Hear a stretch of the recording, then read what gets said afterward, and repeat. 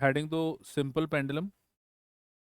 Now, what do you mean by simple pendulum? An ideal simple pendulum consists of a heavy point mass suspended by massless, inextensible, perfectly flexible string from a rigid support about which it is free to oscillate. तो हमारे पास जो एक simple pendulum है, अगर हम एक ideal pendulum की बात करें, तो आइडियल पेंडुलम कौन सा है? आइडियल पेंडुलम वो है जिसमें जो आपका मास अटैच्ड है वो एक पॉइंट मास है। तो आपने जो मास अटैच किया है वो एक पॉइंट मास है और वो एक हैवी पॉइंट मास है। तो पॉइंट मास का मतलब होता है जिसका जो साइज है वो निग्लिजिबल है। एंड द स्ट्रिंग, अगर आप ये स्ट्रिंग को नोटिस करो जो इस गिवन मास के साथ अटैच्ड है, तो ये स्ट्रिंग आप क्या ऑब्जर्व कर रहे हो कि it is massless, inextensible and perfectly flexible. तो स्ट्रिंग का मास जीरो है, ये जो स्ट्रिंग है इसका मास जीरो है, सारा मास ये पॉइंट मास है।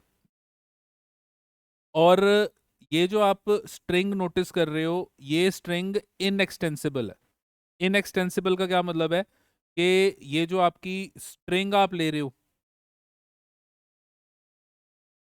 एक तो मासलेस है और एक इसका यंग मॉडुलस जो है वो इन्फिनिटी है। इनएक्सटेंसिबल का मतलब कि इसके अंदर कोई एलोंगेशन नहीं आएगी जब आप इस पे एक्सटर्नल फोर्स लगाओगे। तो इस रस्सी को अगर आप खींचोगे, इस स्ट्रिंग को अगर आप खींचोगे तो ये इनएक्सटेंसिबल है, इसके लेंथ में कोई चेंज नहीं आएगा। क्यों नहीं आएगा? क्योंकि इसका जो यंग मॉडुलस है वो क्या है? इन्फिनिटी है। ऐसे ऐसे पेंडुलम को आप क्या बोलते हो? ऐसे पेंडुलम को आप एक आइडियल आइडियल सिंपल पेंडुलम बोलते हो। तो अगर हमें एग्जाम में या अगर हम कोई भी पेंडुलम कर रहे हैं और हमें कुछ नहीं दिया हुआ तो हमारा वो पेंडुलम आइडियल पेंडुलम है। और ये जो आपका गिवन पेंडुलम आप जब नोटिस कर रहे हो तो ये जो स्ट्रिंग है ये एक फिक्स पॉइंट के अबाउट आपने इसको रिजिड एंड से फिक्स किया हुआ है।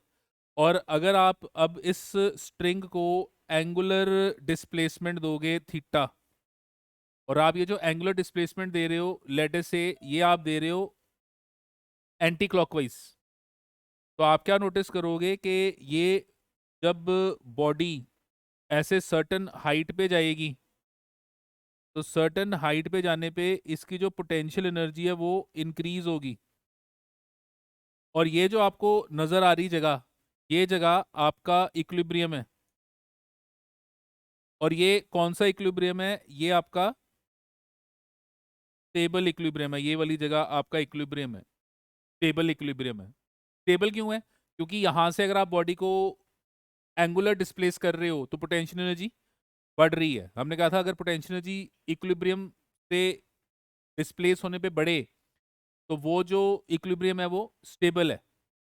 मैं जब इस बॉडी को यहाँ पर ऐसे डिस्प्लेस करके छोड़ूंगा तो मैं क्या नोटिस करूंगा कि ड्यू टू ग्रेविटी ये बॉडी बैक आएगी। और जब ये बॉडी बैक आएगी तो यहाँ पे हम ऑसिलेशंस ऑब्जर्व करेंगे। और ये जो ऑसिलेशंस हैं इसको हम सिंपल पेंडुलम, ये जो अरेंजमेंट है इस अरेंजमेंट को हम सिंपल पेंडुलम कहते हैं। और अब हम इस ऑसिलेशन का टाइम पीरियड निकालेंगे। Will be finding the time period of these oscillation. Consider a simple pendulum of length L suspended from a rigid support O. The bob of mass M is free to oscillate in a vertical plane line through the support. In equilibrium position, the center of gravity of the bob is vertically below the point of suspension. तो मेरे पास ये एक string है जिसको मैंने यहाँ पे fix point पे इस स्ट्रिंग को मैंने फिक्स किया हुआ है और ये मेरा वो गिवन हैवी मास है। ये जो हैवी मास होता है इस हैवी मास को हम कहते हैं बॉब। तो बॉब क्या है? Bob is the heavy mass which is attach to the string which is a point mass. तो इसको मैं एक पॉइंट मास मान के चलता हूँ। और राइट नाउ अभी जब इक्विलिब्रियम है, जब भी इक्विलिब्रियम है, तो ये बिल्कुल, ये बॉब इस पॉइंट ऑफ सस्पेंशन के वर्टिकली बिलो है। और राइट नाउ अगर मैं देखूं तो मैं क्या नोटिस करूंगा कि यहाँ पे टेंशन लग रही है और यहाँ पे वेट लग रहा है, क्योंकि ये बॉब का जो मास है वो m है, और ये जो बॉब है राइट नाउ ये इक्विलिब्रियम पोजीशन पे है। मैंने अब क्या किया, इस स्ट्रिंग को एंगुलर डिस्प्लेसमेंट दी। तो theta is the angular displacement given to string, और ये जो मैं एंगुलर डिस्प्लेसमेंट दे रहा हूँ ये मैं एंटी क्लॉकवाइज मूवमेंट में दे रहा हूँ। एंटी क्लॉकवाइज मूवमेंट का मतलब कि मैं इसको एंटी क्लॉकवाइज डायरेक्शन में ये गिवन एंगुलर डिस्प्लेसमेंट कर रहा हूँ। नाउ ये जो गिवन बॉब है, जब ये डिस्प्लेस हुआ तो यहाँ पर इसका वेट वर्टिकली डाउनवर्ड एक्ट करेगा, और इस रस्सी के अंदर टेंशन, अब मैं इस टेंशन को टी डैश के साथ रिप्रेजेंट कर रहा हूँ। टी डैश इसलिए बिकॉज मैंने आगे टाइम पीरियड निकालना है, और टाइम पीरियड को भी मैं टी से रिप्रेजेंट करूंगा, तो फिर ये टाइम पीरियड और टेंशन मेरे को कंफ्यूज करेंगे।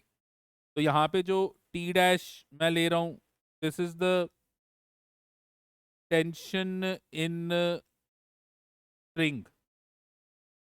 और राइट नाउ जब आपका ये गिवन पेंडुलम जो है ये बी पोजीशन पे है, तो आप उस बी पोजीशन पे इसकी गिवन फोर्सेस देख रहे हो कि कौन कौन सी लग रही हैं।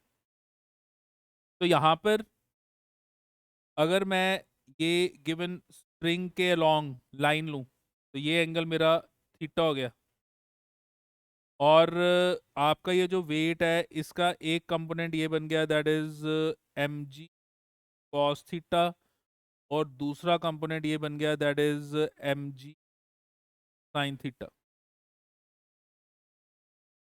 Now if I take this angular displacement as small, तो मैंने यहाँ पे स्मॉल एंगुलर डिस्प्लेसमेंट दिया।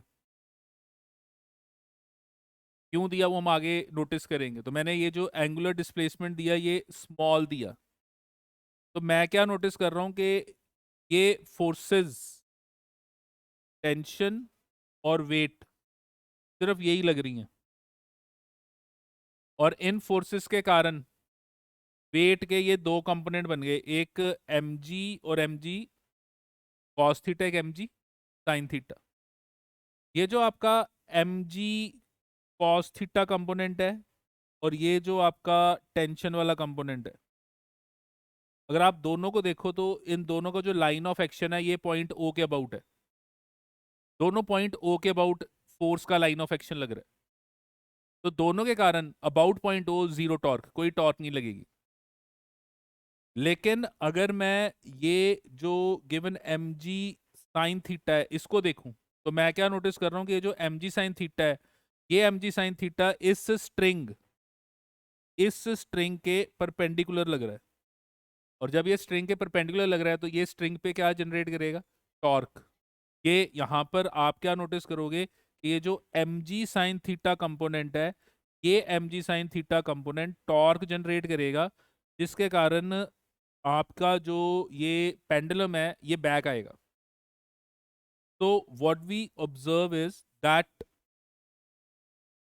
Torque is produced due to M G sine theta. ये जो M G sine theta component है इसके कारण टॉर्क प्रोड्यूस होगी, and this torque will be equal to force into perpendicular distance, and perpendicular distance here is your L, that is your length of the given string। ये जो string की length है वो L है, तो आपका जो फोर्स है वो एम जी साइन थीटा है और जो परपेंडिकुलर डिस्टेंस है वो एल है। एंड ये जो टॉर्क लग रही है इसकी जो मूवमेंट है वो क्लॉकवाइज है, तो this torque has clockwise movement. और अगर मैं यहाँ पर इस टॉर्क को इस थीटा के साथ कंपेयर करूं तो दोनों की डायरेक्शन ऑपोजिट है। तो अगर ऑपोजिट है तो यहाँ पर आ गया ये माइनस। तो ये माइनस क्या बता रहा है, ये माइनस बता रहा है कि टॉर्क और थीटा की डायरेक्शन ऑपोजिट है। Now since I take this angular displacement as small, तो since your theta is small, therefore sin theta is approximately equal to theta। क्योंकि आपका जो थीटा वो स्मॉल है तो जो साइन थीटा है वो थीटा के अप्रोक्सीमेटली इक्वल है। तो मैं यहाँ पे क्या नोटिस कर रहा हूँ कि जो टॉर्क आएगी वो आएगी minus M L into theta. और ये जो एम है, जी है, एल है, वो यहाँ पे कांस्टेंट है। तो ये जो गिवन टॉर्क है ये आ गया minus into theta, where C is M G L which is constant. और ये जो आपको नजर आ रहा है ये क्या है, this is the condition of S H M. हमने कहा था 3 कंडीशंस हैं, तीनों में से कोई भी अगर एक सेटिस्फाई होती है तो वो एस एच एम है। और फोर्स वाली कंडीशन आप तब लगाओगे जब बॉडी में ट्रांसलेटरी मोशन है, और टॉर्क वाली कंडीशन तब लगाओगे जब बॉडी में रोटेशनल मोशन है। और आप नोटिस कर रहे हो कि यहाँ पे जो पेंडुलम है वो एंगुलर डिस्प्लेसमेंट शो कर रहा है। तो मैंने, क्योंकि पेंडुलम में एंगुलर डिस्प्लेसमेंट है, इसलिए मैंने टॉर्क निकाली। और ये कंडीशन जो है ये एस एच एम की कंडीशन है। तो इसका मतलब जो पेंडुलम है that will execute simple harmonic motion. तो above is the condition of SHM, therefore simple pendulum executes simple harmonic motion. And if it executes simple harmonic motion, then the time period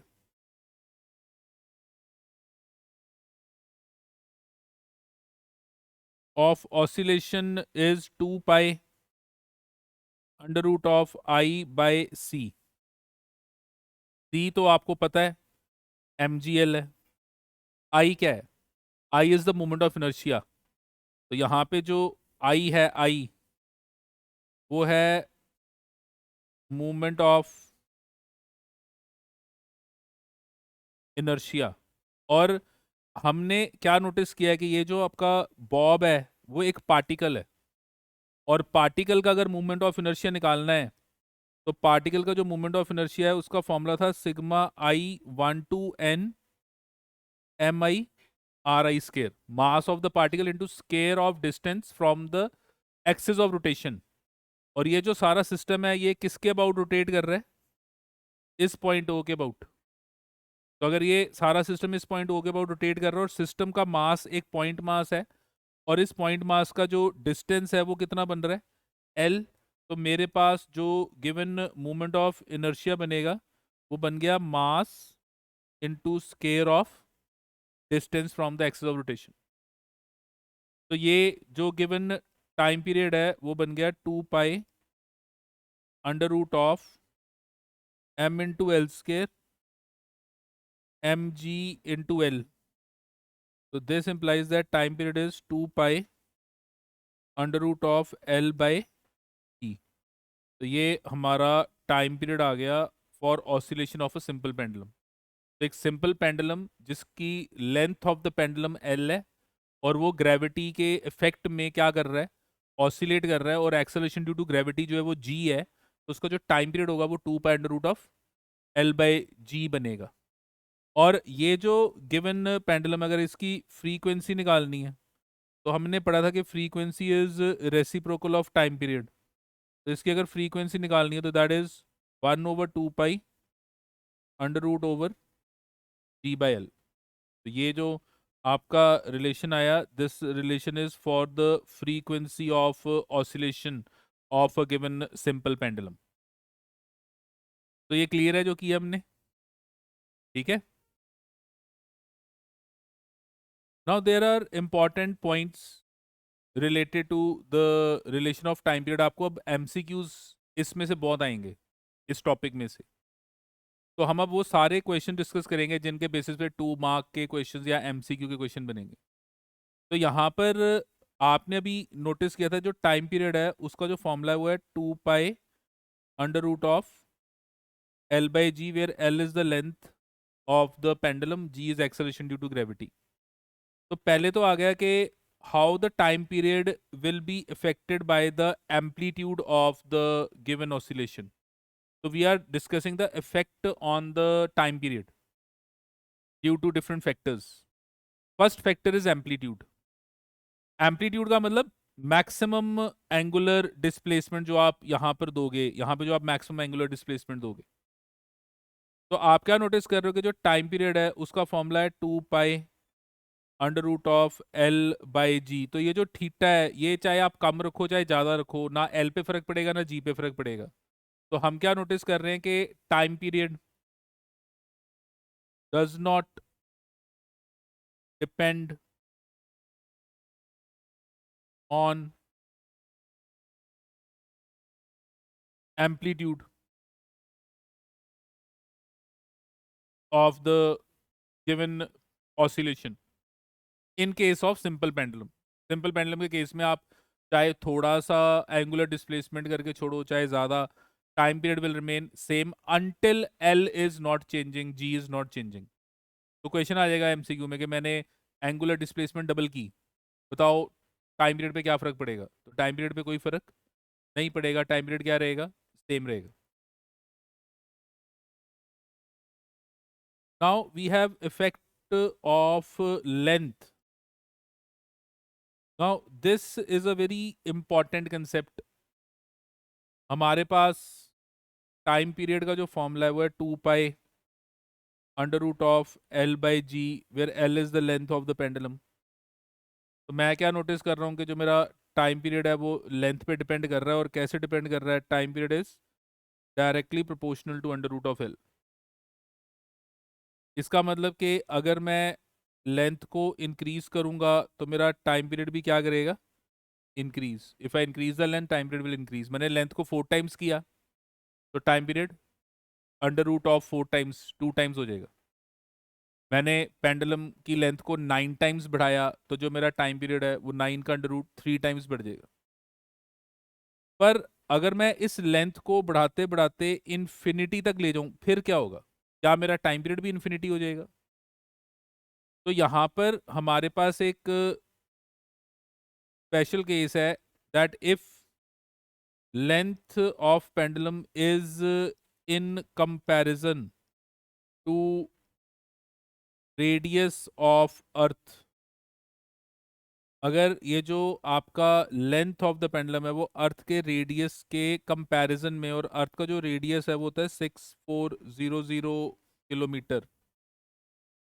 तो मैं length को बढ़ा रहा हूँ और length बढ़ते बढ़ते रेडियस ऑफ अर्थ के कंपैरिजन में आ गई। तो फिर जो मेरा टाइम पीरियड है उसका जो रिलेशन है वो हमने याद रखना है 2 pi under root of R E over 1 + R E by L into जी।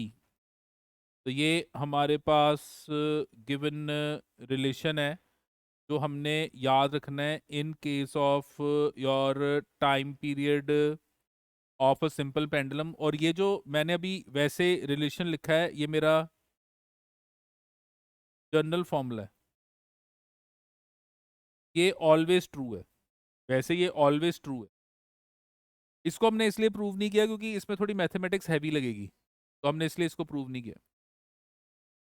और अगर मैं डेली लाइफ की बात करूं, डेली लाइफ में हमारे पास ये नॉर्मल केस होगा। नॉर्मल केस क्या होगा कि हमारी जो लेंथ ऑफ द पेंडुलम है वो रेडियस ऑफ अर्थ से बहुत कम होगी, क्योंकि डेली लाइफ में मैं इस कमरे में एक पेंडुलम को ऑसिलेट कराऊंगा, इस कमरे में जब मैं पेंडुलम को ऑसिलेट करा रहा हूँ तो उसकी लेंथ तो फ्यू मीटर्स है, फ्यू मीटर्स तो रेडियस ऑफ अर्थ के सामने कुछ भी नहीं है।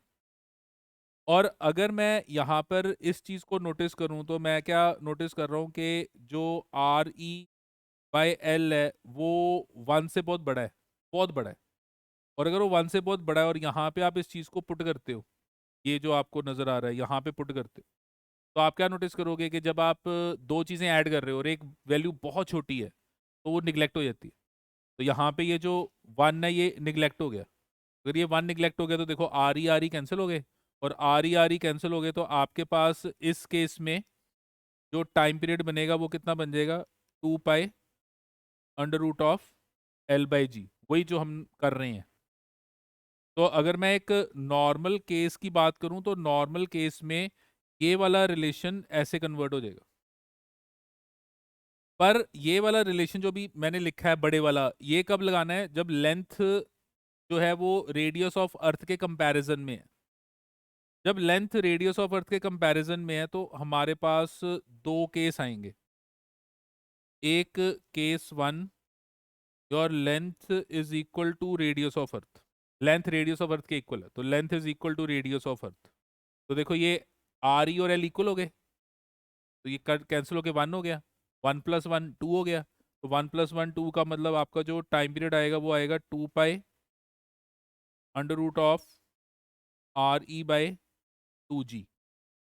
Where what is this RE की वैल्यू कितनी लूंगा मैं, 6400 इंटू 10⁻³ मीटर, और जी की वैल्यू मैं क्या लूंगा, 9.8 मीटर पर सेकेंड। तो जब मैं इसको पुट करूंगा तो ये जो वैल्यू है this will come out to be 60 minutes. तो ये याद रखना है कि अगर पेंडुलम की लेंथ रेडियस ऑफ अर्थ के इक्वल है तो आपका जो टाइम पीरियड आएगा वो कितना आएगा, 60 मिनट्स। टाइम पीरियड 60 मिनट्स कब आएगा, जब पेंडुलम की लेंथ रेडियस ऑफ अर्थ के इक्वल है। और अगर ये जो गिवन लेंथ है, ये गिवन लेंथ इनफिनाइट है, इट अप्रोचेस टू इन्फिनिटी, अर्थ के रेडियस से भी बहुत ज्यादा है, इट इज इनफिनाइट लेंथ। तो ये देखो यहाँ पे ये इन्फिनिटी आ गया, anything divide by infinity is 0। तो ये जो वैल्यू है ये सारी वैल्यू 0 हो गई। अगर ये सारी वैल्यू 0 हो गई तो आपके पास जो गिवन टाइम पीरियड आया 2π√RE, अगेन RE/g कांस्टेंट है। जब मैं इसको सॉल्व करूंगा तो this will come out to be 84.6 minutes. तो ये सब फैक्ट्स याद रखने के, अगर आप लेंथ को इनफाइनाइट कर दो तो जो आपका टाइम पीरियड है वो 84.6 मिनट्स है। तो मैं यहाँ पे क्या ऑब्जर्व कर रहा हूँ कि अगर मैं इस रिलेशन को देखूँ, ये वाला जो रिलेशन मैंने बनाया है, इसमें मैं क्या नोटिस कर रहा हूँ कि अगर मैं लेंथ को इंक्रीज करूंगा तो टाइम पीरियड भी क्या करेगा, इंक्रीज। पर अगर मैं लेंथ को इन्फिनिटी कर दूं तो टाइम पीरियड इन्फिनिटी नहीं होगा, टाइम पीरियड 84.6 मिनट्स बन जाएगा। ये बात याद रखनी है, एमसीक्यूज में ये फैक्टर आने हैं, असर्शन रीजनिंग में ये बातें आनी है। क्या कि अगर एक पेंडुलम की लेंथ को बढ़ाएंगे टाइम पीरियड बढ़ेगा, लेंथ बढ़ाते जाएंगे टाइम पीरियड बढ़ेगा, लेकिन अगर लेंथ इन्फिनाइट कर देंगे तो टाइम पीरियड 84.6 मिनट्स होगा। और अगर लेंथ रेडियस ऑफ अर्थ के इक्वल है तो फिर आपका टाइम पीरियड 60 मिनट्स है। तो ये variation of your time period with length है, लेंथ के साथ टाइम पीरियड का वेरिएशन हो गया। हाँ जी, क्लियर है ये। Now next factor is the role of mass. Now if your pendulum is ideal pendulum, मतलब कुछ नहीं दिया हुआ, बस आपको सिंपल पेंडुलम दिया हुआ है और बाकी कुछ नहीं बताया, तो वो सिंपल पेंडुलम आइडियल ही होता है। हमने स्टार्टिंग में यही कहा था, not given it is ideal. और आइडियल पेंडुलम में हमने क्या कहा था, हमने कहा था आइडियल पेंडुलम होता है जो मासलेस स्ट्रिंग होती है, जिसमें जिसमें ये जो आपका बॉब है ये हैवी पॉइंट मास होता है, और वो जो स्ट्रिंग है वो इनएक्सटेंसिबल होती है। इनएक्सटेंसिबल का मतलब कि यंग्स मॉडुलस जो है वो इन्फिनिटी होता है। इन्फिनिटी का मतलब कि इलास्टिसिटी के कारण कोई इलोंगेशन नहीं आएगी। ऐसा मैं क्यों बोल रहा हूँ, क्योंकि जब मैं मास ले रहा हूँ, ये मास ले रहा हूँ, तो ये जो मास है ये आपके गिवन स्ट्रिंग को खींच रहा है। ये जो आपकी ये स्ट्रिंग आपको नजर आ रही है, इस स्ट्रिंग को मास खींच रहा है। और जब वो इस स्ट्रिंग को खींच रहा है तो ड्यू टू इलास्टिसिटी इलोंगेशन आनी चाहिए। और वो इलोंगेशन आपने पढ़ा था कि y is equal to stress, ये स्ट्रेस हो गया, where A is the area of cross section of the string, over strain, change in length over original length. तो आपका जो डेल्टा एल है वो हो जाएगा M T by A L by Y. और अगर आपका ये जो y है ये इन्फिनिटी है तो ये वैल्यू क्या हो जाएगी, 0। तो आइडियल आइडियल जो पेंडुलम है उसके केस में mass has no role to play in case of time period. Means that if I increase the mass or if I decrease the mass, that is I change the mass, time period is going to remain same. Why? Because कोई change नहीं आना, ना L में change आना है, ना जी में change आना है, ना एल में चेंज आना है, ना जी में चेंज आना है, क्योंकि टाइम पीरियड का फॉर्मूला क्या है, 2 pi under root of L by G. पर अगर बाय चांस एमसीक्यू क्वेश्चन में आपको एग्जामिनर कहता है a string of Young modulus Y, ऐसे दियो string of Young modulus Y, तो अब वाई जीरो नहीं हुआ फिर। तो if pendulum is not ideal, that is your Young's modulus is not infinity, then your delta L is not 0. And if delta L is not 0, then your L will be L plus delta L because elongation आ गई। और जब elongation आ गई तो आपका length change हो गया। तो आप क्या नोटिस करोगे कि due to change in mass your L dash will change, length will change। क्यों क्यों लेंथ विल चेंज, बिकॉज ये फैक्टर चेंज करेगा, डेल्टा एल चेंज करेगा। और ये क्यों चेंज करेगा, क्योंकि ये देखो ये मास, इस मास के कारण ये डेल्टा एल में चेंज आएगा। तो जब ये चेंज आएगा तो आप क्या नोटिस करोगे, आप नोटिस करोगे कि टाइम पीरियड विल चेंज। तो your L will change which implies time period will change.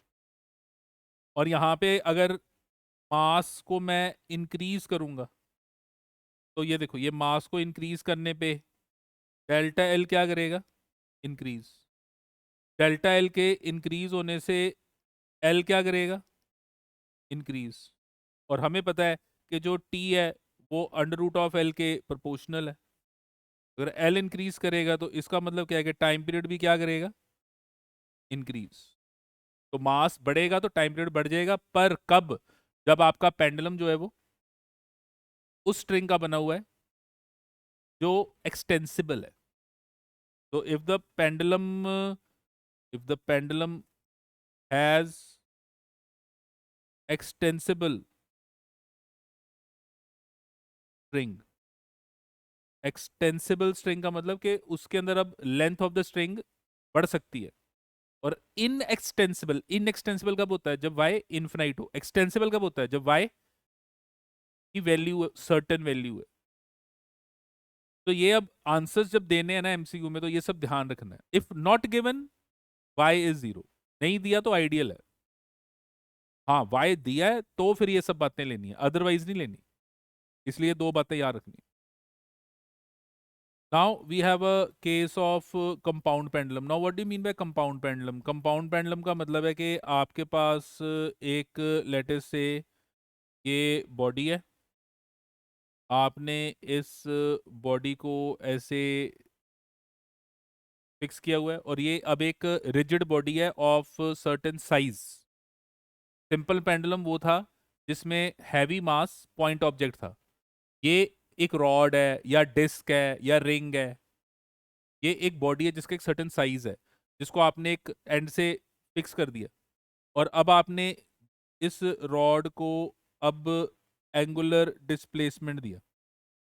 इस बॉडी को आपने ये ऐसे एंगुलर डिस्प्लेसमेंट दिया, और जब आपने इसको एंगुलर डिस्प्लेसमेंट दिया तो आप क्या नोटिस करोगे कि इस पे टॉर्क लगेगी जो इसको बैक लेके आएगी, और जब ये बैक आएगा तो ये ऑसिलेट करेगा। अगर मैंने इस टॉर्क को निकालना है तो कैसे निकालूंगा? हमें पता है कि जो वेट लगेगा वो सेंटर ऑफ मास पे लगेगा। हमें पता है कि वेट सेंटर ऑफ, जब बिग साइज बॉडी होती है तो उसको पॉइंट ऑब्जेक्ट बनाने के लिए क्या करते हो? Centre of mass. और वो जो आपका अब सेंटर ऑफ मास का डिस्टेंस बन रहा है फ्रॉम द फिक्स पॉइंट, वो एलसीएम हो गया। तो एलसीएम यहाँ पे क्या हो गया? Distance of centre of mass from fix point. ये जो फिक्स पॉइंट ओ है, इस फिक्स पॉइंट ओ से जो आपके सेंटर ऑफ मास का डिस्टेंस है वो एलसीएम हो गया। और ये जो वेट है, इस वेट के देखो अगेन ऐसे ही कंपोनेंट बनेंगे। एक कंपोनेंट ये बन जाएगा जो अलोंग होगा, ये component M G cos theta. एक कंपोनेंट ये बनेगा जो परपेंडिकुलर होगा, जो एम जी साइन थीटा। और एम जी साइन थीटा आपके इस बॉडी को, रिजिड बॉडी को, बिग साइज बॉडी को बैक लेके आएगा। तो आप क्या नोटिस करोगे कि जो आपका टॉर्क यहाँ लगेगा वो बन जाएगा M G sine theta into perpendicular distance, और परपेंडिकुलर डिस्टेंस अब ये एलसीएम है क्योंकि इस जगह पे फोर्स लग रही है। और ये ऑपोजिट, क्योंकि टॉर्क और थीटा ऑपोजिट है। और अगर ये थीटा मैं स्मॉल लूंगा, तो अगर ये थीटा स्मॉल लूंगा तो ये जो साइन थीटा है, ये साइन थीटा किस में कन्वर्ट हो जाएगा? थीटा में।